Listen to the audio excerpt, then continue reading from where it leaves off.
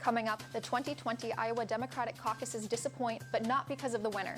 See what has many political followers up in arms. The Hawkeye faithful all but blew the roof off of Carver this weekend. More for you in sports.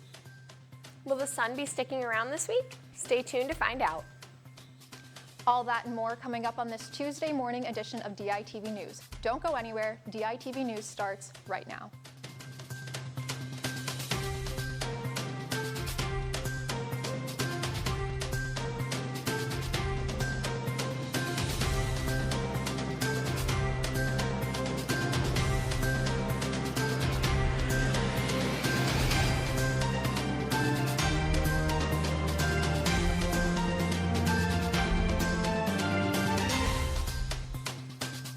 Good morning and thank you for tuning in. I'm Bailey Chihan. Well, the caucuses have officially come to a close here in Iowa, but DITV News Director Emily Callahan has more from Des Moines on why so many people are frustrated this year. As the clock approaches midnight, results from the caucuses still aren't in. While here at Des Moines Precinct 47, caucus goers left just after 9:30 securing their votes. The Iowa Democratic Party is still unable to release official results because of concerns regarding quality control. By midnight, about 35% of precincts had reported, but the IDP was only confident enough in 2% of results to release them. Reports say the new app caused inconsistencies with the results, but the IDP has assured the public user error is to blame and there was no hacking of the app. Final results are not expected until the morning of the 4th, but these issues with the Iowa caucuses have led some to ask whether or not the caucuses themselves should be disbanded, having Iowa join the majority of states with the primary system. Reporting from the Wells Fargo Arena in Des Moines, Iowa, Emily Callahan, DITV News. While the caucus winner takes the most away, the implications it has for each candidate are very large. DITV Director John Rawson is also in Des Moines and has more on the other winners and losers from last night. Yeah, that's right. It doesn't matter where you go, what you do, there's always surprise performers. And in the Iowa caucuses, it was another man from the Midwest that made a huge splash. South Bend Mayor Pete Buttigieg did well not only here in Precinct 47, but also across the state as he hung tough. Buttigieg was a viable candidate in nearly every precinct and showed to be a consistent name in the top 3.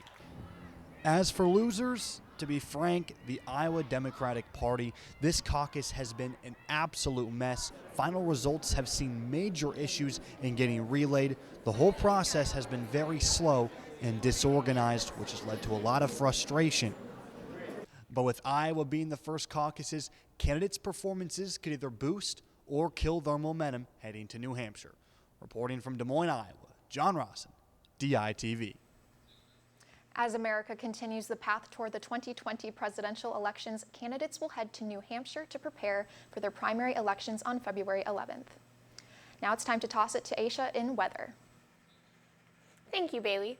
This morning we are experiencing slightly chilly weather at a temperature of 27 degrees. We will be seeing mostly cloud coverage this morning. As the day continues, we will see a high of 30 degrees, which may drop to a low of 21 degrees. Tonight, we will be seeing temperatures drop down to 25 degrees.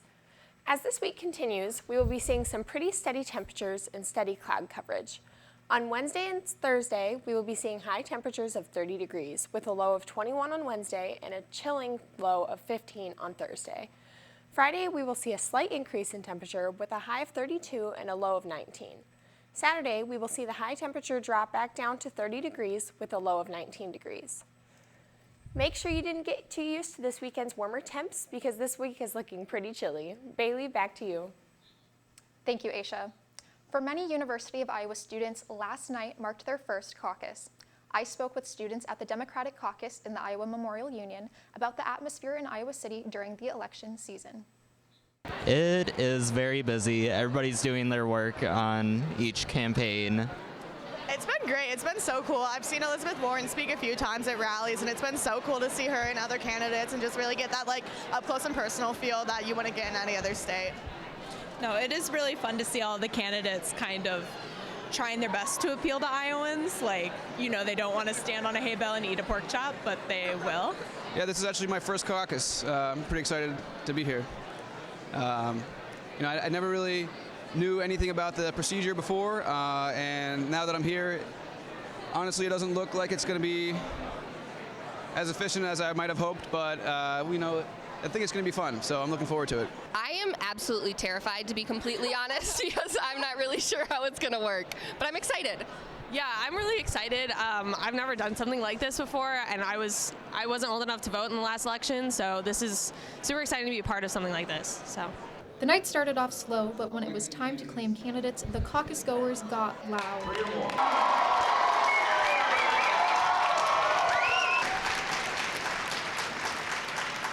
Iowans take voting seriously, and that's clear even to out-of-state campaign volunteers like Spencer Cohen.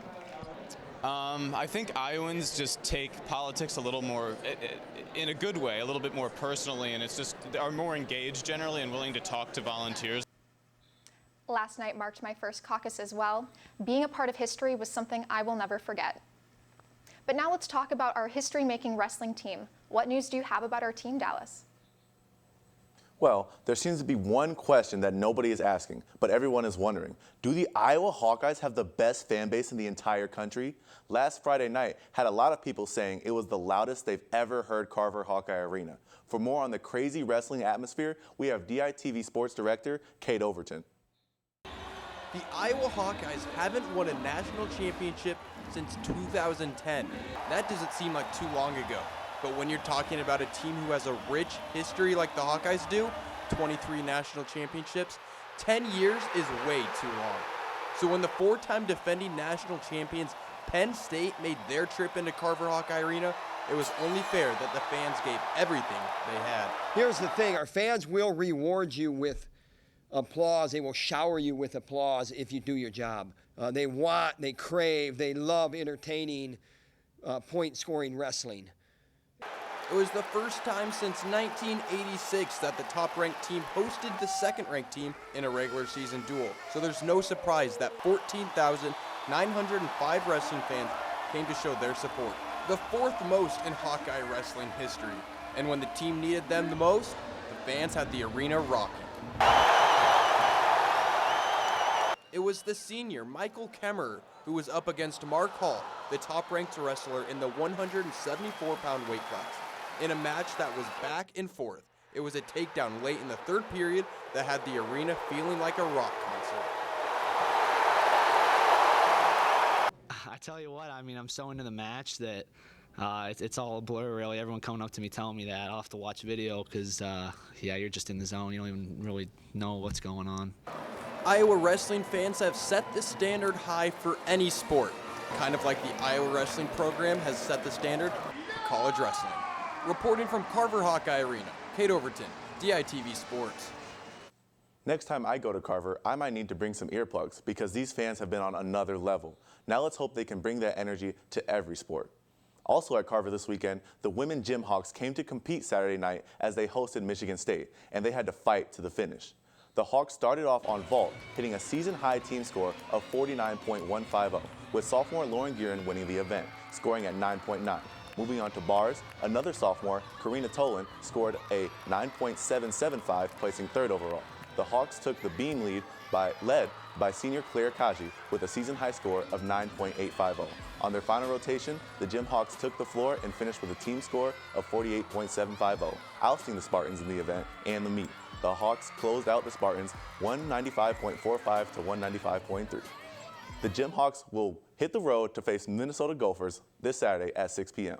That wraps it up for me in Sports Studio today. Be sure to come back for tomorrow for a preview of the men's basketball game against Purdue on Wednesday. Bailey, back to you at the desk.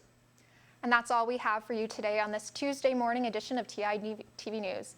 Be sure to head over to thedailyiowan.com for all your latest news between Monday and Friday. If that isn't enough of the Daily Iowan for you, be sure to check out our print edition of the news on stands now. For DITV News, I'm Bailey Chehan. Have a great day, Iowa City.